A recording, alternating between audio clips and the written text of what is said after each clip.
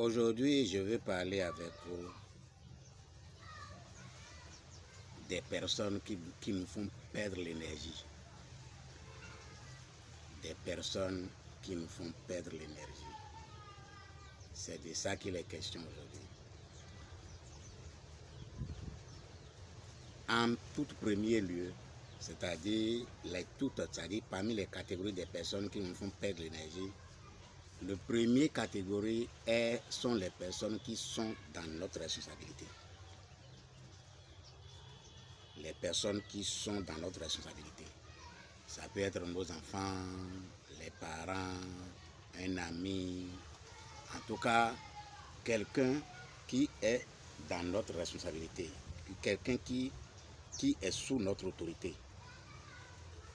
Toutes les personnes qui sont sous notre autorité sont d'abord notre source de perte d'énergie. Toutes les personnes, que ce soit enfants, femmes, amis, toutes les personnes en qui nous pensons avoir une certaine responsabilité nous font perdre de l'énergie. Est-ce que vous voyez?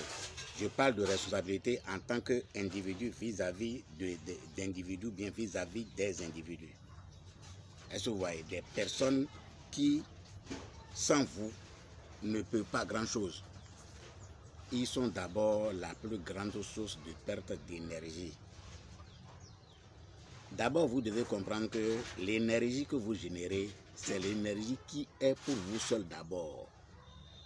C'est l'énergie qui doit s'occuper de vous-même, vos problèmes, vos situations, ce qui vous regarde. Est-ce que vous voyez? Je ne parle pas des personnes qui ont la capacité d'emmagasiner, c'est-à-dire d'emmagasiner plus d'énergie pour accomplir tas d'autres choses. Je parle de monsieur tout le monde, le monsieur ordinaire, qui n'a que son sommeil ou bien quelques endroits pour récupérer pour récupérer l'énergie. Je parle de ces personnes-là. De ces personnes qui ne connaissent pas, ils connaissent pas d'abord, ils ne sont pas arrivés à un niveau où ils peuvent emmagasiner plus d'énergie pour faire tant de choses. Je ne parle pas de ces personnes-là.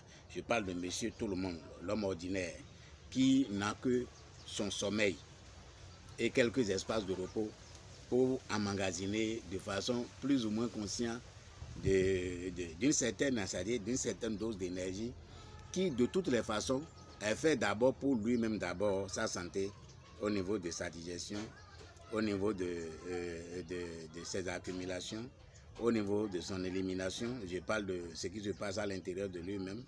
Je parle de l'élimination, c'est-à-dire, vous savez très bien ce de quoi il parle. Je parle de l'accumulation, vous comprenez très bien ce que je parle. Je parle de l'évacuation, vous connaissez très bien ce de quoi je parle. Donc, c'est les énergies d'abord qui d'abord, en premier lieu, doit d'abord s'occuper de ses propres fonctions internes, ne serait-ce que pour une journée d'abord. Est-ce que vous voyez? Donc, l'énergie que nous emmagasinons chaque nuit quand nous dormons, c'est l'énergie qui doit nous couvrir, c'est-à-dire qui doit couvrir notre propre besoin de façon interne et externe dans une certaine mesure. Je vais bien expliquer, vous allez comprendre. Pour une journée, c'est quand nous n'avons pas suffisamment de l'énergie pour une journée que, avant le soir, nous nous sentons fatigués. Ne serait-ce que sur notre plan d'abord, c'est-à-dire le plan individuel.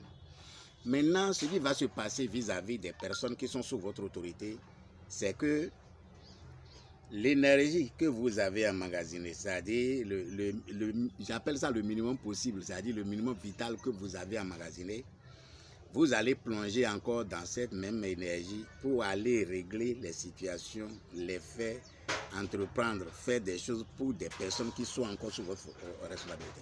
Donc vous-même, vous savez que à cet allure-là, énergétiquement, vous n'êtes pas bien loti. Est-ce que vous voyez? Le bien loti, bon, ça se sent pas certaines fatigues, pas des fatigues à certains moments de la journée ou bien dans certaines situations, pour vous dire que vous n'êtes pas bien loti. Mais comme la notion de l'énergie n'est pas accessible à tout le monde, donc il se sent juste fatigué un peu, mais il ne sait pas pourquoi il est fatigué. Donc les personnes qui sont sous notre autorité sont d'abord la première source de notre perte d'énergie. Je ne dis pas qu'on ne doit pas avoir de responsabilité. Non, vous devez avoir de responsabilité. Mais la responsabilité que vous aurez vis-à-vis de toutes les personnes qui sont sous votre responsabilité est quoi? c'est que si Dieu existe, si Dieu existe, sachez que le Dieu qui existe et qui existe pour vous là, existe aussi pour eux. Le Dieu qui existe d'abord, il existe d'abord pour tout le monde. Et il existe pour vous. C'est à cause de ça que vous avez des gens sous votre autorité. Et les personnes qui sont sous l'autorité aussi ont leur Dieu. Qu'est-ce que je veux dire par là? Je veux dire que de ne pas vous impliquer à tête perdue dans les problèmes qui regardent des personnes qui sont sous votre autorité. Si vous vous plongez à tête baissée, c'est-à-dire si vous plongez corps et âme pour régler les problèmes des personnes qui sont sous votre autorité, non seulement vous n'arrangez pas, vous ne rendez pas le service à cette personne, parce que cette personne aussi doit sur savoir, doit faire ses propres expériences. Est-ce que vous voyez? Je parle des personnes qui ils ont une certaine capacité à prendre, c'est-à-dire à prendre à corps, c'est-à-dire à apprendre, c'est-à-dire à se plonger complètement, comme quoi sans eux, sans ce qu'ils vont faire, rien ne peut se faire. Dans cette conscience, vous ne pouvez qu'être très mal logé en termes d'énergie. Est-ce que vous voyez? Alors que si vous êtes dans la conscience, vous dites que, ok, si Dieu existe pour tout le monde, bien, le Dieu qui existe pour eux, et vous jouez votre rôle. Vous avez à faire ce que vous avez à faire, mais ne pas vous impliquer de sorte que vous vous oubliez carrément pour des personnes qui sont sous votre autorité. Je pense bien que ce n'est pas ça qui est nécessaire pour eux. Ce qui est nécessaire pour eux, c'est de faire ce qu'il vous faut. Ce qu'il vous faut, le devoir qui vous regarde vis-à-vis d'eux. Les autres aspects qui vont générer en termes de situation, en termes de quoi, voyez dans quelle mesure vous pouvez aller. Mais si vous vous impliquez complètement, pensez à vous-même. Parce que de toutes les façons, il n'y a que vous d'abord et après les autres. Il n'y a que vous d'abord qui devez de toutes les façons être en santé pour pouvoir faire ce que vous faites, exercer votre responsabilité sur les personnes qui vous entourent. Et je pense bien que c'est à cause de qu'au niveau des autorités administratives, on répand des responsabilités. On répand des responsabilités à certaines personnes qui s'occupent de tête.